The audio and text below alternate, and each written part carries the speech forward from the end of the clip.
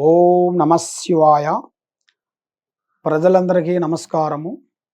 ఈరోజు మనం తెలుసుకోవాల్సింది తెలంగాణ బోనాల గురించి తెలుసుకోబోతున్నాం.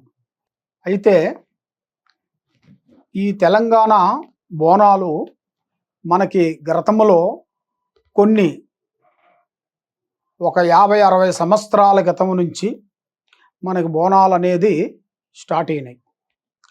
మరి ఆ బోనాలు అనేది ఎందుకు బోనం అనేది మనకి తెలంగాణలోనే ఎందుకు మనం మెయిన్గా మనం పెట్టుకోవాల్సిన విశేషం ఏమిటని చాలామంది ప్రజలకి చాలా సందేహాలు ఉన్నాయి. కాబట్టి కొన్ని సంవత్సరాల క్రితంలో ఆరోగ్యాలు చాలా వరకు నదులు మూసీ నది ఇవన్నీ పొంగి చాలామంది ప్రజలు చాలామంది చనిపోయి అప్పుడు గత్తర మాదిరిగా తయారైపోయి చాలా వరకు బాధపడుతూ అప్పుడు కొంతమంది ఆ అమ్మవారిని మహంకాళి అమ్మవారిని మనస్ఫూర్తిగా అమ్మ మమ్మల్ని మీరే కాపాడాలి, మీరు మమ్మల్ని రక్షించాలి, కాబట్టి ఈ సమస్యలో నుంచి మీరు మమ్మల్ని బయటపడేయాలని మనస్ఫూర్తిగా ఆ అమ్మవారిని కోరుకొని అమ్మ మాకు ఈ సమస్య అనేది తీరిపోతే నీకు నైవేద్యము బోనం పెడతామమ్మా అని మనస్ఫూర్తిగా ఆ అమ్మవారిని మొక్కున్నారు. అలాగే ఎల్లమ్మ, పోచమ్మ, ఎంకమ్మ, పోలేరమ్మ, మావిళ్ళమ్మ అలాగా 101 మంది దేవుళ్ళు ఆ దేవుళ్ళు పూజించుకొని ప్రార్థించి ఆ బోనాల గురించి వాళ్ళు నమస్కరించుకున్న తర్వాత ఆ అమ్మవారు ఆ శక్తితో వాళ్ళని ఉండాల్సిన చెడుని తీసేసి వాళ్ళని కాపాడింది.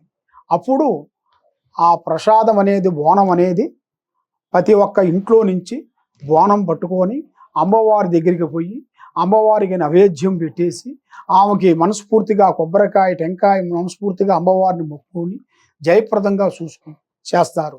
ఈ ఆషాఢ మాసంలో ఆ అమ్మవారికి చేయాల్సిన ప్రత్యేకత ఏమిటంటే మెయిన్గా ఆ అమ్మవారిని మనం మనస్ఫూర్తిగా ఆ అమ్మవారు మనకి మంచి జరగాలని మనస్ఫూర్తిగా ఆ అమ్మవారిని మనం మనస్ఫూర్తిగా ఒక చెంబులో నీళ్లు పోసుకొని దాంట్లో 2 యాప మండలు వేసుకొని మనస్ఫూర్తిగా ఎందుకంటే బోనం పెట్టకపోయినా కూడా అదే అమ్మవారికి బోనం. చాలామంది బోనాలు పెడుతుంటారు, కొంత బోనం అంటే వాళ్ళకి తెలియని వాళ్ళు కూడా ఒక రాగి చెంబులో కానీ కొండలో కానీ నీళ్లు పోసేసి పసుపు కుంకుమ వేసేసి దాంట్లో యాపాకు మండలు 2 పెట్టేసి నమస్కారం చేసుకొని దండం పెట్టుకొని అమ్మవారి దగ్గరికి వెళ్ళి చేస్తారు. ఇంట్లో మెయిన్గా అమ్మవారిని నిలుపుకుంటారు.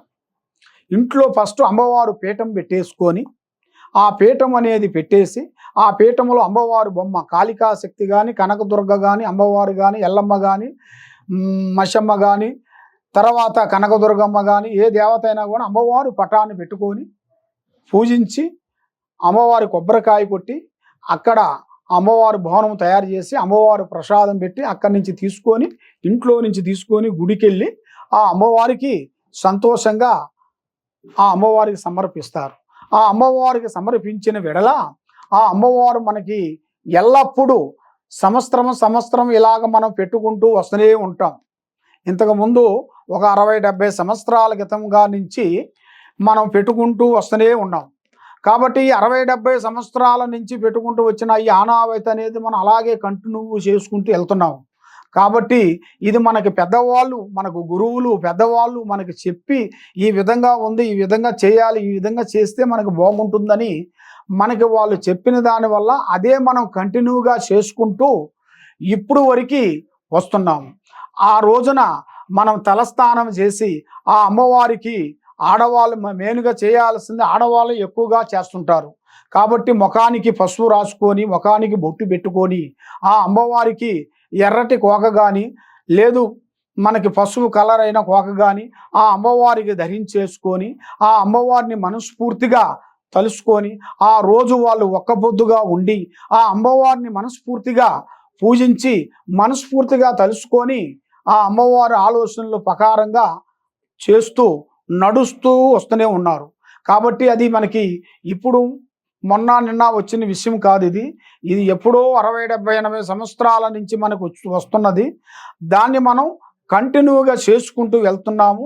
ఇది చేసిన దాని వలన మనకి మన కుటుంబము, మనకి మళ్ళా ఫ్యూచర్లో మళ్ళీ మన మనవలు మనవరాలు కుటుంబము, ఈ కలియుగము ఇంకా ఇలాగే మనకి పాటించాలనేది చాలామంది ప్రజలకి నేను చెప్పేది ఏంటంటే, ప్రజలందరూ బాగుండాలి, దాంట్లో మనం ఉండాలని మనం మనస్ఫూర్తిగా కోరుకుంటాం. ఇది మనం మనస్ఫూర్తిగా మనం చేసుకుంటూ పోతేనే మనం, మన బిడ్డలు, మనకి బిడ్డలకి బిడ్డలు, మనకి మనవడు మనవరాలు ముని మనవరాలు అలాగే కంటిన్యూగా పోతుంది. ఈ కలియుగం అంతా బాగుండాలి, మనశ్శాంతిగా ఉండాలి అంటే తప్పకుండా ఈ బోనాన్ని మీరు తప్పకుండా పెట్టాలి. సర్యోజన సుఖినో భవంతు. ఓం నమః శివాయ.